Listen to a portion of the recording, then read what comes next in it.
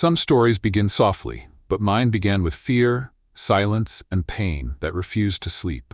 What happened to me was meant to erase my voice, yet it became the reason my story still breathes today. Stay with me, because what I lived through may sound impossible, but it changed everything I thought I knew about life, faith, and survival. As you read or listen, let your heart stay open. This story is not just about me. It is about courage, loss, and hope that refused to die even when I was left for dead. Before we go further, I ask you gently to comment where you are watching or reading from. Let us know your country or city so we can connect as one family and continue to pray for one another across borders. My name in this story is Yusuf Al-Hassan. The year my life began to change was 2011. At that time, I was 34 years old. I lived in a hot, dusty city where the sun rose early and people rose with it. My days followed the same pattern: morning prayers, teaching, correction, and discipline. I was known as a man of rules. People respected me, but they also feared me. I carried authority on my shoulders, and I believed that authority made me strong. I wore simple robes, but my words were heavy. When I walked through the streets, people lowered their eyes. Children stayed quiet. Men greeted me carefully. I thought this was honor. I thought this was righteousness. I thought I was pleasing God by being firm and unbending. Inside my home, the walls were plain. No pictures, no music. Silence was my companion. I spent long hours reading, teaching, and correcting others. I believed mercy made people weak, so I avoided it. I believed compassion distracted from truth, so I buried it deep inside me. Yet even then, something restless lived in my chest. Sometimes at night, when the city slept, I felt empty. Not tired, but hollow. I pushed the feeling away by praying longer and judging harder. I told myself the feeling would leave if I became stricter. I did not know then that this emptiness was the first crack in the wall I had built around my heart. My role in society was clear. I was a preacher. I was a defender of tradition. I spoke against anything different. I warned people about danger, punishment, and consequences. Many listened, some obeyed out of fear. Others nodded while hiding their true thoughts. I began to notice small changes around me. People whispered more when I passed. Meetings ended suddenly when I arrived. Invitations stopped coming. I told myself this was persecution for righteousness. I did not realize it was the beginning of isolation. One afternoon, after teaching at a small gathering, a man stayed behind. He did not argue. He did not raise his voice. He simply shared thoughts that disturbed my peace. He spoke about mercy, forgiveness, and love in a way I had never allowed myself to consider. He mentioned Jesus, not as an enemy, but as someone alive and full of compassion. I dismissed him publicly, but his ideas followed me home. That night, sleep avoided me. His calm face returned again and again in my thoughts. He did not look afraid. He did not look angry. He looked free. That frightened me more than anger ever could. From that moment, the ground under my feet began to shift. I started noticing things I had ignored before. People I had corrected harshly avoided gatherings completely. Families I had shamed stopped attending prayers. Some young men disappeared and were later rumored to have taken their own lives. I heard these stories but told myself it was not my responsibility. Still, the emptiness grew. Persecution does not always begin with chains or fire. Sometimes it begins with suspicion. Eyes watched me longer. Questions followed my teachings. Rumors grew like shadows at sunset. I felt them before I heard them. I was called in for discussions more often. My words were examined. My past statements were replayed. My meetings were monitored. Each time I was warned gently, then less gently, to stay within approved boundaries. Fear entered my life quietly. Friends stopped visiting. My name was spoken carefully. I felt the cold distance of people who once stood beside me. I began to understand how loneliness feels even when surrounded by people. Then the threats began. Not shouted threats, but warnings wrapped in advice. I was told my ideas were dangerous. I was told curiosity leads to destruction. I was told that stepping outside accepted belief carried a heavy price. These warnings pressed on my chest like stones. At home I prayed harder than ever, but my prayers felt like they hit the ceiling and fell back down. I asked God to remove the confusion, but instead questions multiplied. I started reading secretly.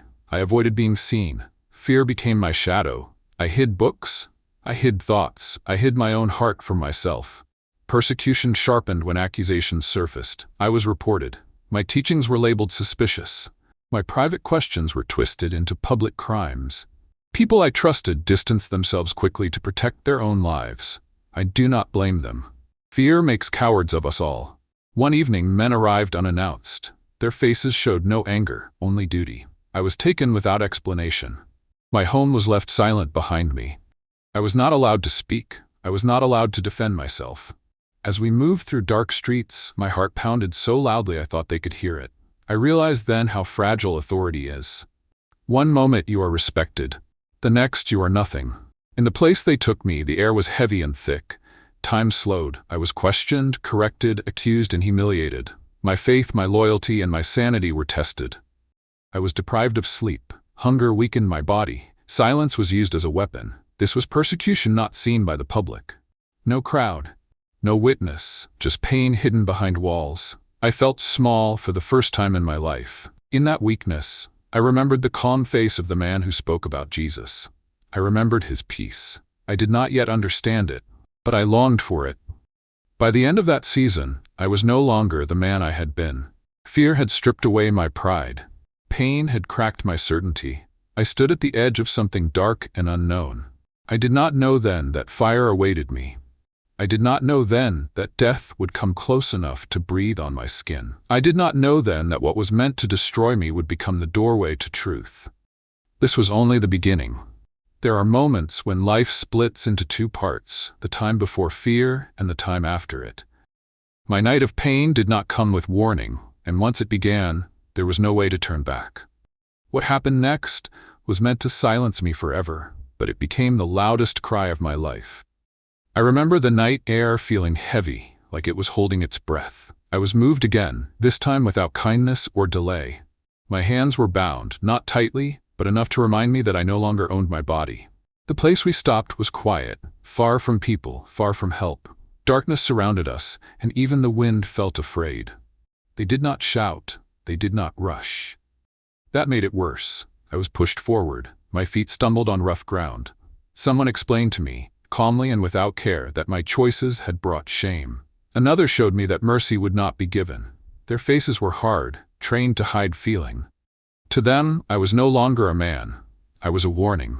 Fear filled my chest so much that breathing became work. I was forced down. My clothes were pulled and soaked. The smell reached me before the pain did. My heart raced. My thoughts scattered. I remember thinking about my home, the empty rooms, the silence I once loved. I wondered if anyone would ever know what happened to me. Then the fire came. It did not explode, it crept. Heat wrapped around my body like a living thing. Pain followed fast and deep. It felt like my skin was screaming even when my mouth could not. I rolled and cried, but no one moved to help. I understood then what true persecution feels like. It is not only pain, it is being seen and still being ignored. The fire taught me fear in a new way. My strength faded quickly. My body shook, my thoughts blurred. I remember wishing to faint, but even that relief did not come. The ground beneath me felt endless and cruel. Every second stretched like an hour. At some point, the heat faded. Not because mercy came, but because they left. I was no longer useful to them. I was left alone, broken, burned, and breathing in short, painful gasps. The night swallowed their footsteps, and silence returned, louder than before. I tried to move. My body refused. Pain lived everywhere. My arms felt heavy. My legs would not answer me. My skin burned, even without flame. I understood that I had been left to die. This was not a mistake. This was the plan. Tears came, not from my eyes alone, but from deep inside me. I felt small. I felt punished. I felt abandoned by people and by life itself. I had taught others about strength, yet here I was, weaker than I had ever been. Time lost meaning. I do not know how long I lay there. Minutes felt like days. My thoughts came and went. Sometimes I felt cold, sometimes I felt fire again, even when there was none. My breathing slowed. Darkness pressed closer. In that place, I faced truth without escape. I saw how fear had ruled my choices. I saw how I had used power without love. I saw faces of people I had hurt with words and judgment. Regret crushed me heavier than the pain in my body. I believed this was my end. My eyes struggled to stay open. The sky above me was wide and quiet. Stars watched without judgment. I remember thinking that death would be easier than holding on. This was persecution at its deepest level. Not just punishment, but erasing a person as if they never mattered. Pain followed fast and deep. It felt like my skin was screaming even when my mouth could not. I rolled and cried, but no one moved to help. I understood then what true persecution feels like. It is not only pain, it is being seen and still being ignored. The fire taught me fear in a new way. My strength faded quickly. My body shook, my thoughts blurred. I remember wishing to faint, but even that relief did not come. The ground beneath me felt endless and cruel. Every second stretched like an hour. At some point, the heat faded, not because mercy came, but because they left. I was no longer useful to them.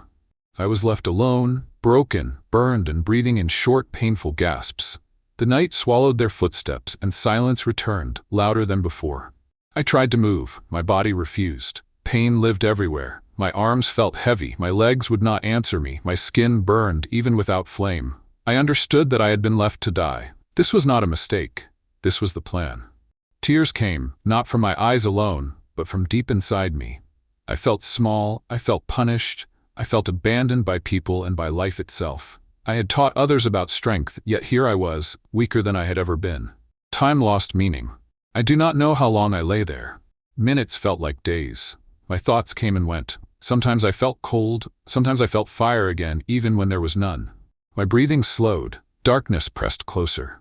In that place, I faced truth without escape. I saw how fear had ruled my choices. I saw how I had used power without love. I saw faces of people I had hurt with words and judgment. Regret crushed me heavier than the pain in my body. I believed this was my end. My eyes struggled to stay open. The sky above me was wide and quiet. Stars watched without judgment. I remember thinking that death would be easier than holding on. This was persecution at its deepest level. Not just punishment, but erasing a person as if they never mattered. The fear that had followed me for days loosened its grip. My heart slowed, but it did not panic. A calm feeling began to settle over me, gentle and warm, unlike the fire that burned my body. I felt seen. Not judged, not accused, just seen. I became aware that I was not alone anymore. There was no shape I could touch, but there was a presence that filled the space around me. It did not hurt. It did not demand. It felt patient and strong at the same time. This presence revealed to me that my life was known, every moment of it. It showed me that love could exist without fear.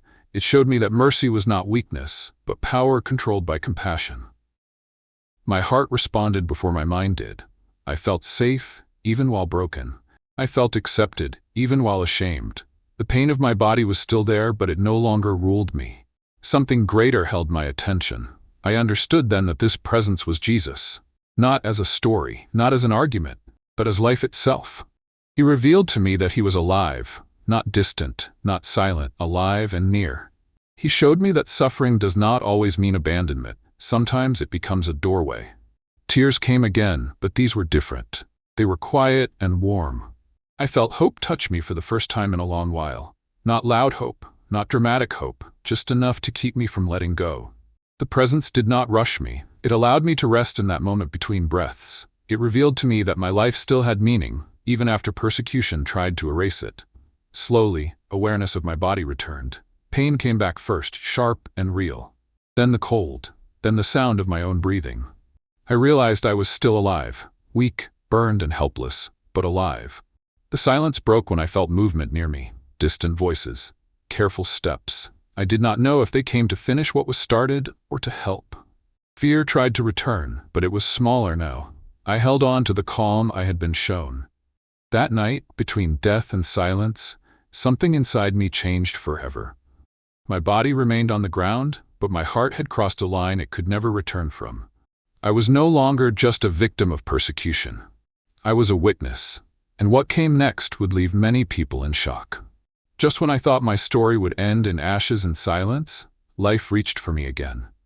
What followed was not loud or dramatic, but it was powerful enough to change the direction of everything I would ever become. When I fully opened my eyes, light hurt them. Not fire, not darkness, but clean light. I was no longer alone on the ground. Shapes moved around me. I felt hands lifting me carefully, not with anger, but with urgency. Someone noticed I was still breathing. Someone decided my life was still worth saving. I was carried away like broken wood pulled from a fire. My body screamed with pain as I was moved. Every touch reminded me of the burns, the wounds, the punishment meant to end me. I drifted in and out of awareness. Sometimes I saw white walls, sometimes I felt water on my skin, sometimes I heard soft movements and heavy sighs. I understood later that I had been taken to a hidden place where questions were not asked. Healing did not come quickly. My body was wrapped and cleaned again and again. The burns were deep. Infection tried to take over. Fever came like waves. There were moments when those helping me believed I would not survive the night. I felt their fear even when I could not see their faces. Pain became my daily companion. During this time, persecution continued in a different way. I was told carefully that I must stay silent. I was warned that my survival did not mean freedom. I was reminded that eyes were still watching. Even wounded, I was still considered dangerous. Fear tried to return, but something inside me had changed. When I was alone, weak, and unable to move, I felt that same presence again. Not always strong, not always clear, but steady. He revealed to me that I was not saved by chance. He showed me that my survival carried purpose. Jesus showed me, gently and patiently, that he was alive. Not alive in books alone, alive in mercy, alive in my breath returning, alive in my heart beating when it should have stopped. He revealed to me that love had stepped into my suffering and refused to leave me there. I did not hear loud instructions. I was not given a speech. Instead, understanding grew quietly inside me. I saw that truth does not need force. Faith does not need fear. Love does not need violence to prove its strength. This understanding broke me more than the fire ever did. I felt sorrow for the people who hurt me, not because what they did was right, but because they lived trapped in fear, just as I once had. Persecution, I realized, turns everyone into prisoners, both the punished and the punisher. My wounds slowly began to close, but scars remained. Each scar told a story. Each scar reminded me of the price of choosing a different path. I knew that following this truth would not make my life easier. It might even make it harder. But for the first time, I was not afraid of that. I was alive for a reason. As strength returned little by little, those around me began to notice something strange. I was calmer. I did not curse my attackers. I did not beg for revenge. Even in pain, there was peace in me that did not make sense. They were shocked. I was shocked too. Persecution had tried to destroy me, but instead it stripped away lies and left truth standing. Fire had touched my body, but mercy had touched my soul. I knew then that I could not go back to who I was before. Jesus had shown me he is alive, not by saving me from suffering, but by meeting me inside it. And this truth, once seen, could never be unseen. What came next would spread beyond hidden rooms and whispered warnings. My survival would soon become a question no one could ignore. Some endings look like weakness, but they are the strongest beginnings a person can ever know. What I lived through did not finish me. It reshaped me, and the world was not ready for what came next. When I finally stood on my feet again, my body was not the same. Scars covered me like quiet witnesses. My movements were slow. Pain followed me like a shadow. Even breathing sometimes reminded me of the night I was meant to disappear. But the deepest wounds were not on my skin. They were inside. Persecution did not stop when the fire went out. It only changed shape. I was warned to stay silent. I was watched closely. Every step I took felt measured. People who once respected me now avoided me. Some looked at me with fear, others with anger, a few with hatred. I understood then that choosing truth often means losing safety. I could not return to my old life. My former position was gone. My influence was erased. Doors closed quietly but firmly. Friends disappeared overnight. Family members kept their distance to protect themselves. I do not blame them. Persecution spreads fear like smoke, and everyone tries to breathe. There were days I sat alone in a small room, staring at my scars, wondering if survival was worth the cost. Hunger visited me. Cold visited me. Loneliness stayed longer than both. I learned what it means to be rejected, not for a crime, but for a change of heart. I was treated as if I carried danger inside me. Yet in that rejection, something surprising happened. Peace stayed. Not because my life was easy, but because my heart was no longer fighting truth. Jesus continued to show me, day by day, that he was alive. He revealed himself through strength when I felt weak. He showed me love when the world gave me none. I began to help quietly. I listened to others who were hurting. I shared food when I had little. I prayed silently for those who suffered like me. I met people who had lost jobs, families, freedom, and safety because of their faith. Their stories were heavy. Some were beaten. Some were imprisoned. Some were forced to flee their homes at night with nothing but fear and hope. Persecution had many faces, but the pain sounded the same in every voice. I realized my scars connected me to them. People began to notice the change. They were shocked that I did not speak with anger. They were confused by my forgiveness. They could not understand why fire did not turn me bitter. Some asked quietly why I was still alive, not just in body but in spirit. I knew the answer. Jesus is alive, not as an idea, but as power that holds a broken person together. Not as religion, but as love that walks with the persecuted. My life became proof that persecution does not get the final word. I tell this story now for one reason. So the world will know what believers go through in silence. So the suffering will not be forgotten. So the persecuted will know they are not alone. If you are reading this and you are free, I ask you to remember those who are not. Pray for Christians across the world who are beaten, imprisoned, rejected, and killed because of their faith. Pray that they will receive strength, protection, and peace that fear cannot destroy. And if you are reading this and you feel the weight of your own sins, your own fear, your own past, know this. Mercy is still available. I gently encourage you to turn your heart toward Jesus. You can do this by humbling yourself before God, admitting your need for forgiveness, believing that Jesus is alive and saves, and asking Him to lead your life from this day forward. I was burned and left for dead. I was persecuted and silenced, but I lived. And now I stand as a witness that light is stronger than fire, love is stronger than hate, and Jesus is alive.